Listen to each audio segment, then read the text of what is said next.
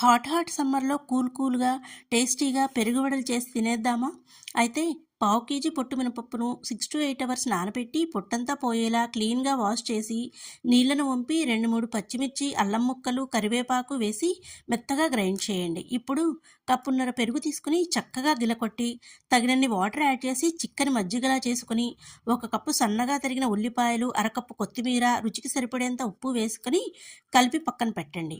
ఇప్పుడు తాలింపు కోసం 2 టేబుల్ స్పూన్లు ఆయిలు, 2-3 ఎండుమిర్చి ముక్కలు, హాఫ్ టేబుల్ స్పూన్ మిరియాల పొడి వేసి తాలింపు బాగా వేయించి పెరుగులో వేసి కలిపి పక్కన పెట్టండి.